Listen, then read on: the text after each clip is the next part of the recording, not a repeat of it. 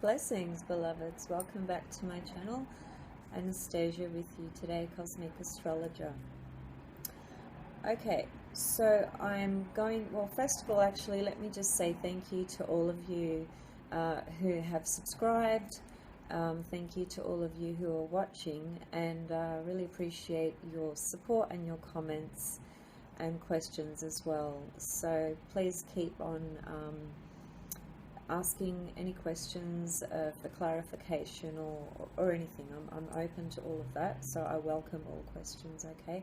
But thank you for watching, and I just wanted to say that quickly in case I don't get to say it in the end, because my videos tend to cut out. Okay, so I'm going to continue today following through on the world of relationships with the lens of astrology, of course, and more specifically the Composite Chart, which is a chart that is created through two people's birth times, birth dates, birth locations. If you've watched my previous videos, you'll understand what I'm talking about. Alright, so what I wanted to go through today, I've already discussed the composite sun, the meaning of the composite sun through the houses, and the meaning of the composite moon through the houses. So I just want to give you a couple of tips on a couple of things, and then I want to go through the sun conjunct all the different planets, so the variations, so sun Mercury, sun moon, sun Venus, sun Mars, etc.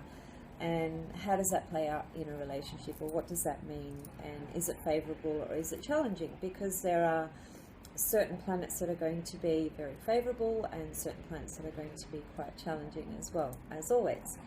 And the other thing that I wanted to mention to you guys as well is when you have your composite chart up on your screen and you're looking at it, quite apart from analyzing the actual chart itself and trying to understand that and analyzing all the various components involved, another thing that you can do with the composite chart as well is you can actually look at transits to the composite chart. So if you have your composite chart up on the screen, do a by wheel, and so cast a chart for today, for instance. If you wanted to look at what's happening today, then you would cast a chart for today, and you would put that chart on the outside, and on the inside would be the composite chart. So it's just called a by wheel. So essentially it's two charts, it's two circles.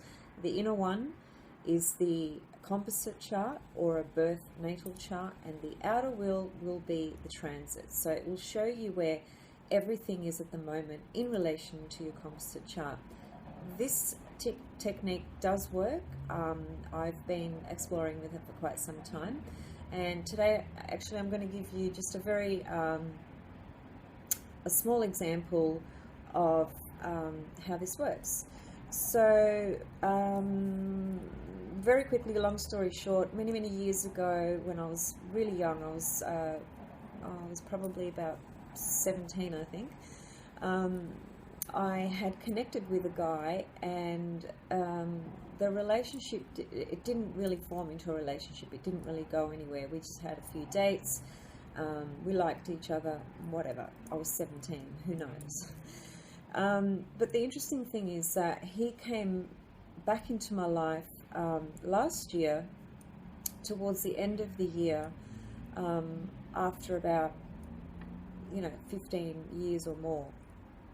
And when I look at the composite chart of this individual and myself, for the time that he came back into my life, there's something really significant taking place. So I want you to try and visualize this. So visualize my composite chart with this person, and visualize the composite moon in the first house, right? Which is a great location for the moon, as I've mentioned when I talked about the moon through the houses. But there was a lot of other really difficult things in this composite chart for me and this person, and hence why it hasn't worked out. Nevertheless, the composite moon is in the first house in Capricorn, and when he came back into my life, transiting Pluto was conjunct this composite moon in the first house. Now, that is a really telling literal translation, because Pluto, actually, quite apart from all the various things that it represents and means, it also is the planet that shows you things that reappear back into your life, including people, and probably mainly people. So this person reappears back into my life, Pluto. There's the reappearance of him, and it hits my moon, our composite moon in the first house, which is our emotional connection. And the moon actually rules the 7th house in this composite chart, because the zodiac sign Cancer is on the 7th house. So you've got composite moon in the first house, Pluto hits it by conjunction, person reappears back into my life, and it rules the 7th house, which is the house of relationships. And you could say the first house is the relationship axis as well, okay? Well, the 1st and 7th are the relationship axis period. So when you've got things going on in the first house, it's immediately going to bring in the 7th house, because it's in opposition to it, right? So Pluto was transiting the first house, conjunct the composite moon, and opposing the 7th house. And the moon happens to rule the 7th house in this composite chart. So there's an example for you of how transits actually work with a composite chart as well. And this was a very powerful, this is a very powerful example, because it's pretty significant when you're 17, 18 and you meet someone and then you don't see them for 15, 16, 17 years, and then they come back into your life again.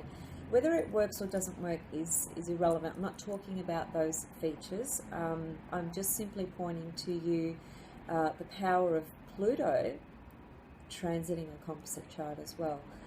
Pluto is powerful on so many different levels, and you can never ever neglect observing Pluto in so many different ways in your birth chart, in a composite chart, you know, on so many different levels. So I just wanted to point that out as an example to get you thinking that you can use transits on a composite chart. I've got loads more examples, but I want to get through some of the material today. Okay, so hopefully that gets you curious. Now, the other thing that I wanted to say as well is there are really favorable aspects, and there are really conflicting and challenging aspects that show up in a composite chart. And when the favorable aspects show up, they literally manifest in a favorable way. And when the conflicting, tension, challenging ones show up, they too manifest in all those levels. So it's quite literal. There's no obscurity with how challenging aspects and favorable aspects actually emerge. And the ones that I'm talking about particularly, because there are a lot of different aspects that you can look at, but the ones that I'm talking about at this present moment are the conjunctions and the squares, okay? So there are many aspects which I maybe will do another video on, but I just want to bring your attention to some favorable ones and some tension-provoking aspects with regards to combinations in a composite chart, a combination of two planets, that is. So things to look out for that are not great for a love union, love connection, love relationship. Moon Saturn, I would have to say, is a terrible aspect for a composite chart. I know that seems very black and white in making quite a strong judgment there, but it's just how it is. It's true. I've actually lived it myself. I've looked at other people's composite charts when they have a Moon Saturn. It's not a favourable aspect to have. In short, what it does is it suppresses the emotional expression and emotional connection between the two people. So there might be other things that draw the two people together. So they may have a mental connection, they may even have a physical connection, but when it comes to the heart and the emotions, there's an inherent block in place that is very difficult to overcome. So essentially either both or one or the other feel emotionally blocked and unable to express themselves emotionally to their partner. So how can that be a favourable aspect? So Moon Saturn square is a no-go. Moon conjunct Saturn is a very similar kind of manifestation as well. You've just got to understand that the moon is that nurturing feminine principle, and the feminine principle alone is the principle that attracts and connects things, okay? So in this case, people. And Saturn is what creates separation, limitations, resistance, suppression, oppression, etc. So, you know, bring the lunar goddess with Saturn, you can see that that union is not going to blend, it's not going to flow. They're just two very opposing energies, period. So you don't want to move Saturn hard aspect in a composite chart, okay? The other one to look out for is Venus square Saturn, or Venus conjunct Saturn for that matter. I'll talk about Venus square Saturn first, just very quickly. In short, it basically inhibits and blocks the sensual and sexual connection and expression in this relationship. So it'll show up in the sensual domain, sexual domain, and there'll be some repression, suppression, and so forth. Just not a natural ability to be able to go into those spaces together. It'll be awkward. It might even be that one person feels that there's something about that person's physicality that just doesn't feel right, doesn't seem right. It's awkward, don't like it, don't want to go there. Not a nice aspect at all. Venus conjunct Saturn has a similar kind of expression to it as well, although and I'm just giving you some pointers, right? So there's much more to these combinations and these aspects.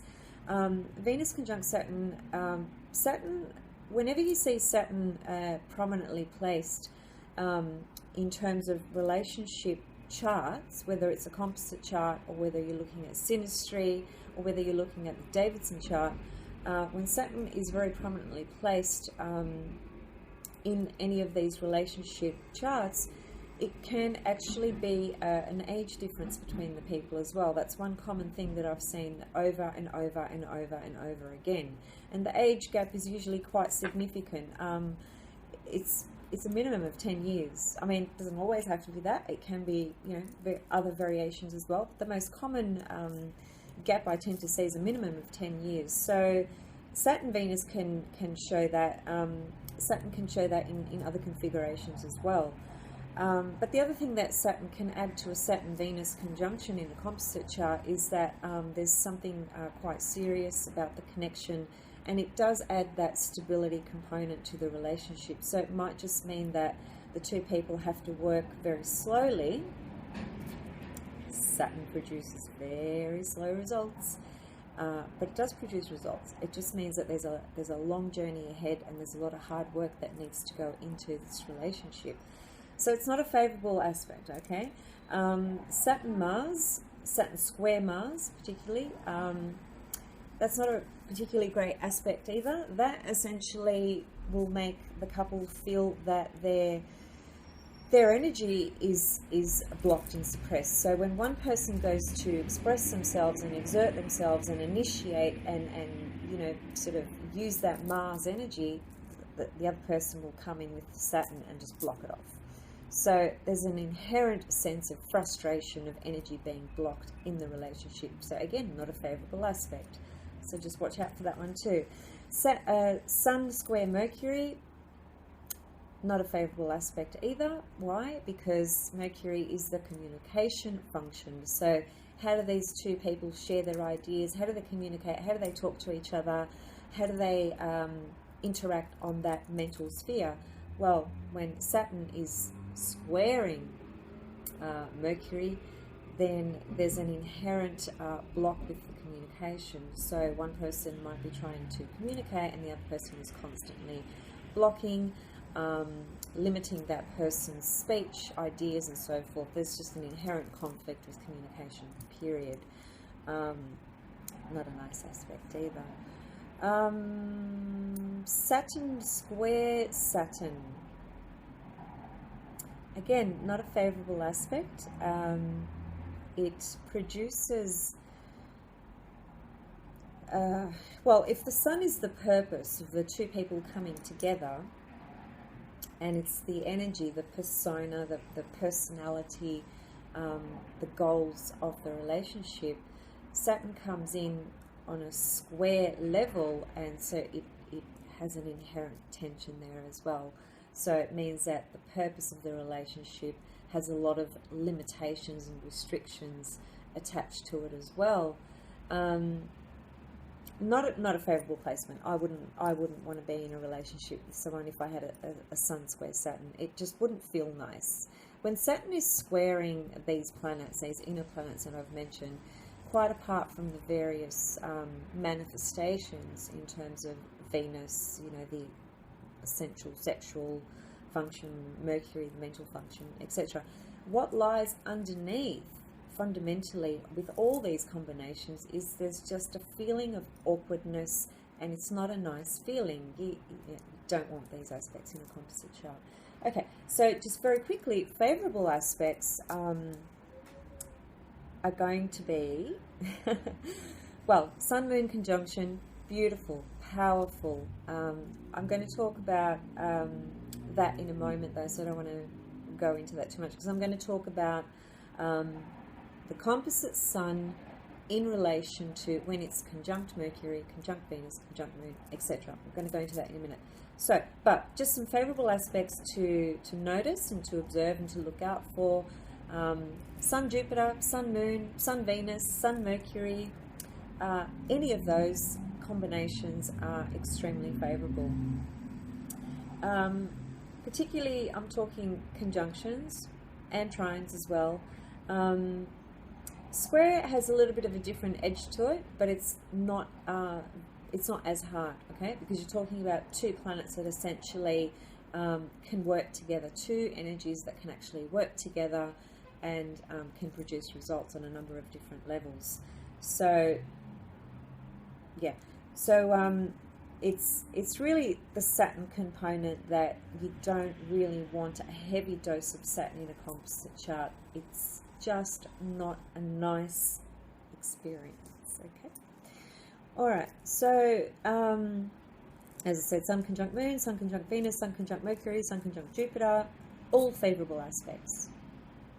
Now, with the hard aspects or the favourable aspects, and I've only just mentioned a few, I haven't talked about all of them, because there's many other combinations and there's many other aspects, but, you know, just to give you a little tip. You know, of course, you need to be looking at, well, what is the location of these combinations? Where, if the Sun is conjunct the Moon, where is it? Is it in the first house or is it in the sixth house? You know, so even though Sun-Moon conjunction inherently is a beautiful energy, it's the union marriage of the masculine and the feminine. You know, what a beautiful connection. It's the divine feminine, divine masculine in unionship married together. So, you know, need I say more? No. But put that combination in the 12th house or the 6th house, then you've got trouble. You've got problems. You've got issues. It's probably not going to work, okay? So, all right, let's talk about the Sun combinations. And the combinations I'm talking about are only referring to the conjunction aspect, okay? I'm not talking about the square, the opposition, the trine, the sextile, semi-square, sesquiquadrate, you know, on and on. There's many different other aspects, but I just want to stick to conjunctions for today as a main way to be looking at things. Because when you've got conjunctions in a composite chart, that's pretty telling. It's pretty significant. It's very strong energy there, and obviously, depending on its location, that's going to describe how that energy plays out. Now, having said that, remember that the angular houses, much in the same way that the angular houses are the most powerful in your own birth chart, the angular houses are the most powerful in a composite chart as well, and I have explained that in previous videos. The angular houses, by the way, are House 1, House 4, House 7, and House 10, okay? But I did say that the 11th house is also a very favourable house in a composite chart, as is the 5th. Now, the 5th and the 11th are what called succedent houses. They are not angular, but they are still very favourable and very powerful. When you think about angular houses, though, just imagine plugging your phone into the wall to recharge it. that's how angular planets work. They're 100% plugged in, and they are just amplified.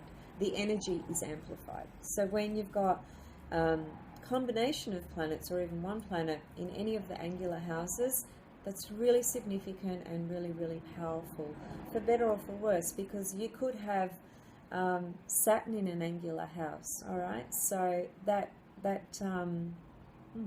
pumps up that energy of Saturn. It just makes it more animated, more amplified, more intense, right? Okay, Sun Moon, as I sort of touched on, is the union, marriage of the masculine and feminine. Sun Moon conjunction in a composite chart. It's a wonderful combination, wonderful aspect, especially for marriage and love relationships. It's the union of feminine and masculine, as I said. The primary archetypal feminine and masculine unite, essentially. It's a sense of true belonging, and it's a sense of really feeling one together. It's the signature of oneness, okay? Sun Mercury is another great aspect. Sun conjunct Mercury I'm talking about in the composite chart. Natural curiosity. Two people have this incredible curiosity about each other and about life and about their union and about their ideas and about communicating and learning and sharing and all that sort of stuff. And they get each other. They have this ability to just tune into each other on that mercurial level, so they understand each other's ideas and each other's thinking. Gee, I think that's really important, don't you? Given that one of the biggest issues in relationships that I have noticed and observed through my astrology work and through my counselling work is that two people don't understand each other, essentially. That's one of the biggest problems. It's the inability to hear what the other person is saying. Because listening to a person is not a natural thing. You might think it is, but it's actually not. It requires a lot of conscious effort, and it's a skill to be able to listen to somebody. So, you know, if a couple are not able to listen to each other, which is generally the case, naturally there's going to be conflict, tension, arguments, disagreements, miscommunication, etc., etc. But in the case of Sun-Mercury conjunction, the opposite is implied, in that these people really get each other, really understand each other, and have just an incredible ability to communicate together. Okay. The only problem with that is, of course, the couple may have a tendency to reduce everything to intellectual ideas, including their emotions. So there can be an intellectualization, yeah, that's a long word, of emotions. And that doesn't work. You can talk about your emotions, of course. You can add an intellectual component to emotions, because that's the verbal component. That's saying, well, I feel like blah, blah, blah. That's one level. But if you reduce everything to intellectualizing in terms of emotions and feelings in the heart, it's not going to work, basically. All right, Sun-Venus, one of the nicest aspects. Sun-Venus, Sun-Jupiter, but here I'm talking about Sun-Venus. So Sun-Venus conjunction in a composite chart is, first of all, it's wonderful for friendships as well, by the way. It's wonderful for business relationships, but this is a true signature of a deep love union between two people. It's an incredibly powerful aspect. Venus is the attraction principle. She's the magnetic attraction principle. So she draws and attracts in. So put the Sun and Venus together, bliss, beautiful energy. So the couple essentially just feel that it's a deep, deep, deep love that they share together. Now, bear in mind, there may be other things going on in the chart which will, add other layers and modify this, etc. But we're just looking at the Sun conjunct Venus at the moment. If you look at your own experiences in your own life with your own composite charts, depending on how many relationships you've had, have a look and see if you had a Sun-Venus composite with somebody, and think about that relationship. Well, have a look if you have one now with your current partner. It's signature, as I said, of love, connection, deep love, union, connection. One of the best aspects. All right, Sun Mars conjunction in the composite chart. This can be a really edgy energy. Okay, it's a very strong energetic combination, which can produce a lot of great results on the level of the two people maybe really, well, actually they'll need to be doing a lot of physical things together, because that energy needs to be expressed and exerted, because if it's not, it can fall into the danger of being suppressed, which is anger, right? Because Mars is the planet of anger as much as it's the planet of our energy, drive, willpower, initiation, etc. So when you've got a Sun-Mars conjunction, it just means that these two people really need to be very active together, and it's a very creative force, so they can be very creative together. Powerful energy, needs to be directed. If it's not directed, it can be internalized, which can create the conflict and the tension between two people. So it has a bit of a two levels in terms of how it can manifest. Yeah. Sun Jupiter, this is another wonderful aspect. This is along the lines of Sun Venus, except it doesn't really have that attraction, love, energy about it, but it is an incredibly powerful conjunction in the composite chart. And just think about all the things that Jupiter represents, and that's what comes to the relationship. So these two people essentially will have an experience, a union, where they expand their consciousness and grow together on so many different levels. And it is usually revolved around philosophical, esoteric, spiritual type subjects and experiences. A lot of travel could be involved in this as well, because Jupiter rules traveling, long distance traveling, that is. So maybe that the couple met while traveling together as well. They may have a strong cultural sort of connection between them as well, because Jupiter rules all the various different cultures. But essentially these two people are going to grow tremendously through this connection, through this union, through the growth and expansion and opportunities that come to them through this union. And like I've said before, certain combinations in terms of the manifestation of the energy, it's kind of like, it is because of this union that you will have these powerful, transforming, expanding experiences that you otherwise would not have in the same way on your own. Okay, so Sun Jupiter, fantastic aspect. It's great. If you have that, you're really blessed. Much like Sun Venus. All right, here we go. Sun Saturn. Sun Saturn conjunction.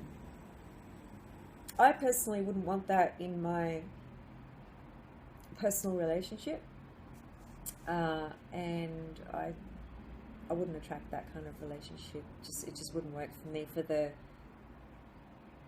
kind of person I am, my makeup, how I'm made, how I operate emotionally, mentally, physically, spiritually.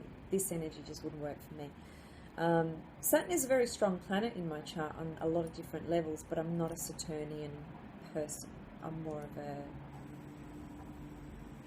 Plutonian, Uranian, Venusian person, I would say. Okay, so Sun-Saturn conjunction in the composite chart. I'm not suggesting that a relationship cannot work or will not work with this combination, okay? In fact, the contrary, it can actually work, because what it brings is stability. But it's stability versus freedom, okay? So it'll bring structure, stability, longevity, because Saturn brings that longevity and stability in anything it touches. So that's the positive component, but there's a lot of hard work inherent in this type of energy. It does also imply that there's a pretty serious reason why the two people have come together, and it may be quite karmic. Saturn is connected to karma, as are other things as well. So it's a slow development of a relationship, and there's a lot of hard work that needs to take place, but you know, it brings that stability, and some people really need that strong sense of stability in their life and in their relationships. Some people are more Uranian. They don't need that kind of. We'll talk about that when we get to Sun Uranus. So inherently, it's stable, serious. Can be a bit stagnant, as relationships tend to get as well. So, but you know, things can come in that can alter that and change that. Suddenly, the couple can have transiting Uranus, you know, squaring this Sun Saturn or conjunct it, and out goes that stability, and in comes shaking and waking, you know, the couple up and shaking the foundations that have been built. Because don't forget, we're creatures of habit. We operate very easily in our comfort zone. We don't like change. We don't like instability. We don't like uncertainty. We don't like the unknown, generally speaking.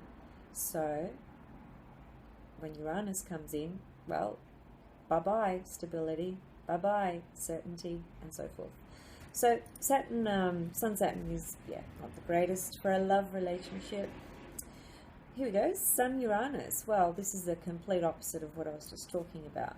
Now, this is a tricky combination because whilst it can attract two people together, because there's an inherent sense of excitement about this connection. The two people excite each other when they're together. There's this sense of feeling quite liberated and quite free in this union, in this relationship. And it will be an unconventional, unusual relationship, non-orthodox, okay? When we're talking about orthodox, conventional, serious, that's Sun Saturn. And Sun Uranus is all about let's explore and push those boundaries and let's just go crazy. Let's have a blast. Let's try different things on every single level. That's the inherent energy of Sun Uranus.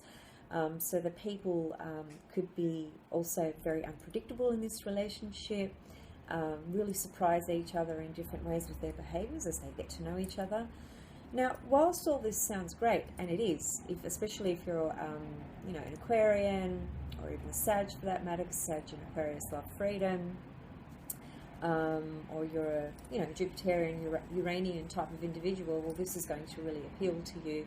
Or if you have Uranus in your 7th house natally, or if you have Uranus in your 1st house natally, all these different things, are sort of an underlying kind of foundation of your makeup anyway. So this can be a really great connection and relationship to sort of wake each other up, and bring about experiences that that are unconventional and that are really different and that push the envelope and push you outside of that little box and comfort zone that you live in. So it can be really expansive in that way. But if you're wanting seriousness and long-term commitment and certainty and assurance and all of that, forget about it. Sun Uranus is not going to give you any of that. So if you do have a relationship where there's a Sun Uranus, or even Venus Uranus, could apply the same sort of energy as well. Just be open. Just go into the exploring experience and have fun and allow yourself to live in different sort of levels and dimensions that you normally wouldn't, which will essentially expand your consciousness anyway. So it's a very fun type of energy, very exciting, but it really lacks stability and longevity potentially. All right, Sun Neptune. Okay, this is a very tricky energy as well. It can manifest on a few different levels. Now, the ultimate level of experience for a Sun Neptune is the spiritual union. Okay, and that's literally what it describes. It describes a spiritual union between two people. So it's a spiritual relationship, which is wonderful, which is beautiful, which is blissful, which is soulful. That's what Sun Neptune does. It's kind of, it brings up that feeling of I'm with my soul mate, if you like, right? It's a soul union. So it's like being with a person and you don't even have to speak. There's just this incredible sense of oneness and connection from the deepest soul level. So very beautiful. That's the positive side. The challenging side is that, well, the whole projecting component can kick in as well, where each person projects on one another this ideal divine love union, and therefore has this incredible expectation of this relationship and this partner to be their god or their goddess. And as I've mentioned in other videos relating to the 12th house in relationship astrology, when we project that god, goddess energy onto our partner, it often comes crumbling down. The illusion comes crumbling down. So there's a strong sense of self-delusion for each person in this union as well. When each person is operating from mainstream relationship level stuff and ego stuff, right? Because the ego has totally disintegrated through Neptune. It's not even there. I think that's awesome. But anyway, and because of the inherent spiritual energy and connection, it actually takes away the sensual, sexual sort of component. Usually there's not an interest in that for this couple. That's why a spiritual union would be probably the way to go in this type of energy. And so, you know, you may have a relationship with a guru, what I mean by a platonic relationship, because Sun Neptune implies a platonic relationship. It doesn't get into the desires and sexual stuff. That's Venus, Mars, okay, not Sun Neptune. But, you know, it depends who you are, where you're at in your life, you know, what sort of relationships you do want, what's important to you, and so forth. So this could be a wonderful combination for you. But another issue that can come up quite strongly is the whole martyr. Yeah, the whole martyr thing can come up very strongly. So, you know, one person sacrifices and tries to rescue the other, and then the other one's trying to rescue the other one, so they're both trying to rescue each other, and we're not here to rescue anybody but ourselves. Or wake ourselves up. We can help wake people up, but we're not here to rescue people. That is a real Neptune, 12th house, Pisces archetypal energetic expression, okay? But it doesn't work in a partnership because there's no equality there, right? Okay, so, but, you know, if you want to study yoga together, practice meditation together, practice and explore spiritual life together, Sun Neptune's beautiful. Okay, I'm just mindful that my video is probably, it's getting long. It's 38 minutes and it usually cuts out. So I want to just get through this very, very quickly. Sun Pluto, the last one. Last but not least. Oh my God, Sun Pluto. Wow, wow, wow. This is an intense combination of energy. This couple have come together to transform each other, essentially. It's not a lightweight relationship. There's nothing light about it at all. Everything about this union, about these two people's connection, is so intense and deep. It's cathartic, brings up crises, there's this birth-death cycle of things going on in the relationship. It just goes to the deepest possible levels, but it's not easy. And, you know, it depends where the couple are at within themselves, within their relationship, within their lives. You know, all these components need to be considered when you're looking at any combination. Okay, so Sun Pluto, if you've been in sort of boring, stagnant type of relationships previously, well, you know, this Sun Pluto is going to throw all that stuff out. This is going to change your whole being. It's a soul transformative experience. You know, the two people come together to really probe very deeply and break through all these barriers and all this bullshit that's been built up through years or whatever, or through other relationships and other connections and dysfunctions and all sorts of stuff. That, well, Pluto's going to get right in there and it's going to bring all that shit up and it's going to throw it out. It's going to burn it to the fire. Okay, so it's a very transforming relationship, this one. Very powerful. Now, the danger with this, of course, is power and control issues and struggles can also arise. So if the two people are coming at this from a real ego base, there's going to be this level of, I want to control